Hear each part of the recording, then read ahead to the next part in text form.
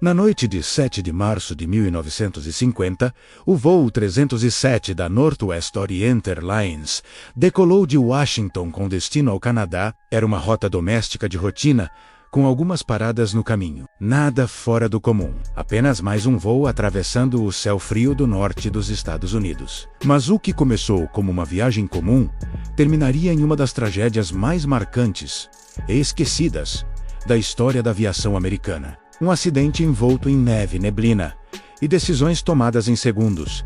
Decisões que custaram vidas. Bem-vindo ao TV Obscura. Prepare-se para reviver o silêncio e o medo daquela noite em Minneapolis. O avião era um Douglas DC-3, modelo amplamente usado no pós-guerra, conhecido por sua resistência e confiabilidade. Era considerado um dos aviões mais seguros da época, usado tanto em linhas comerciais quanto em missões militares. A bordo estavam 10 passageiros e 3 tripulantes experientes. O capitão Donald Jones já havia acumulado centenas de horas de voo nesse mesmo tipo de aeronave. Tudo indicava que seria apenas mais uma noite longa, mais tranquila. O tempo, porém, começava a mudar. Enquanto o voo atravessava o Mar Oeste americano, uma frente fria se aproximava, trazendo chuva congelante e rajadas de vento cortante. Os radares meteorológicos da época eram rudimentares, e as torres de controle trabalhavam com base em relatórios parciais. Ainda assim,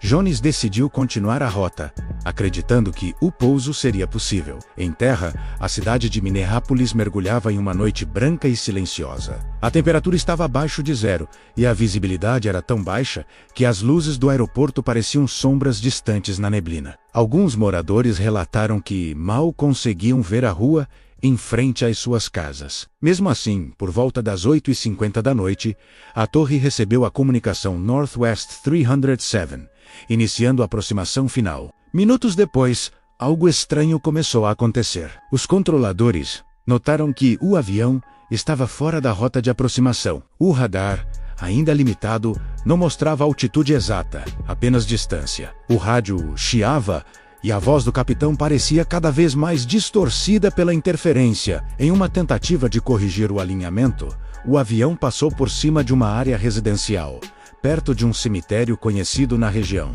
Foi então que o destino se selou.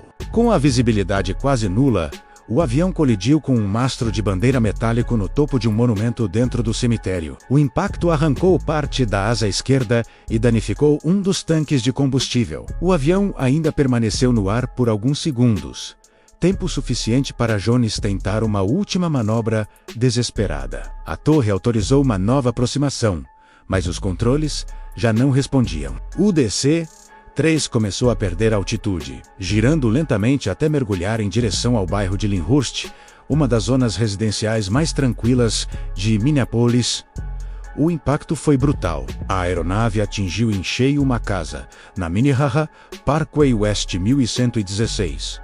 A explosão iluminou a vizinhança inteira, transformando a neve branca em um clarão alaranjado. Vidraças estouraram a centenas de metros de distância. Dentro da casa, dormiam 2 crianças, Jane Marie, de 10 anos, e Tommy, de 8. Ambos morreram instantaneamente. Os pais, que estavam na sala com a filha mais velha, Diane, assistindo a um jogo dos Lakers no rádio, sobreviveram por segundos. Diane escapou pelas chamas, pulando por uma janela lateral antes que o teto desabasse. Enquanto isso, moradores de quarteirões vizinhos correram para o local. O calor era insuportável, e pedaços da fuselagem estavam espalhados por toda a rua. O cheiro de combustível e fumaça pairava no ar. Era impossível distinguir o que era casa e o que era avião. Os bombeiros chegaram minutos depois, mas o fogo já havia consumido tudo. Quando as chamas diminuíram,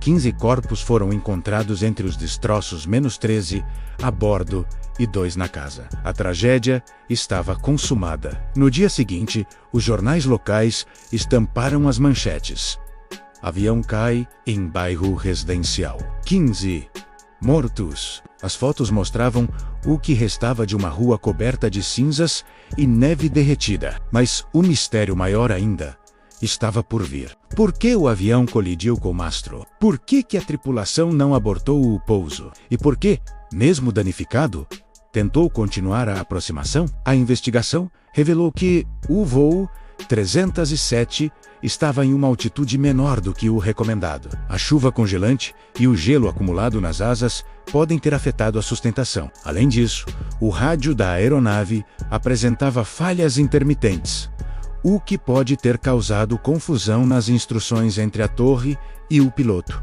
Alguns engenheiros da época acreditavam que a tripulação não percebeu que o avião estava descendo demais. Sem instrumentos de navegação modernos, confiaram apenas na visão, que naquela noite praticamente não existia. Mas há quem acredite que o problema foi além do técnico. Moradores próximos ao local disseram ter ouvido um som agudo, semelhante a um silvo metálico, segundos antes da colisão. Outros juram que viram o avião fazendo movimentos estranhos, como se estivesse tentando evitar algo invisível no céu. Um fenômeno que, até hoje, nunca foi explicado. O relatório final classificou o caso como erro humano em condições meteorológicas severas. Mas entre os tripulantes veteranos da Northwest Airlines, o acidente ficou conhecido por outro nome: o voo que o tempo engoliu. Após o acidente, novas regras foram implementadas para pousos em baixa visibilidade. As torres de controle passaram a exigir que voos fossem desviados quando a visibilidade fosse inferior a 2 milhas. Em outras palavras, a tragédia do voo 307 serviu de lição para toda uma geração de pilotos. Mesmo assim, o silêncio daquele bairro nunca mais foi o mesmo. Durante anos, moradores afirmaram ouvir barulhos à noite. O som distante de um motor que se aproxima e desaparece de repente. Alguns dizem sentir o cheiro de querosene nas madrugadas mais frias. Coincidência? Sugestão? Ou algo que o tempo ainda não apagou? Hoje, no local exato da queda, há um pequeno memorial com os nomes das vítimas. Flores são deixadas ali todos os anos, no aniversário da tragédia. Mas poucos param para lembrar. Poucos sabem que, por alguns segundos, o céu se abriu e um avião cruzou a fronteira entre o cotidiano e o inexplicável. A história do voo 307 é, ao mesmo tempo, técnica e trágica. Mas o que a torna verdadeiramente obscura é a sensação de que tudo aconteceu rápido demais e que nada pôde ser feito. Como se o destino tivesse decidido encerrar aquele voo antes mesmo da decolagem. E talvez, de alguma forma, o acidente tenha deixado algo suspenso no ar. Não apenas a lembrança das vidas perdidas, mas a sombra de uma noite que o tempo congelou. O voo 307 não desapareceu, sem deixar vestígios. Mas o que ficou foi ainda mais perturbador. A certeza de que o perigo pode estar onde menos esperamos, e que até mesmo o céu pode se tornar um inimigo silencioso. O voo 307 foi mais do que um acidente aéreo. Foi um lembrete brutal da fragilidade humana diante da natureza e da tecnologia. Um evento que marcou uma cidade inteira, e que hoje sobrevive apenas nas páginas empoeiradas dos relatórios de aviação, mas aqui, na TV Obscura, lembramos, porque o esquecimento é o verdadeiro fim. Se você gostou deste vídeo, deixe o seu like. Inscreva-se no canal e ative o sino para receber novos casos sombrios, reais e inexplicáveis. E comente aí, você acredita que acidentes como esse ainda podem acontecer, mesmo com toda a tecnologia moderna? Ou certas tragédias são inevitáveis?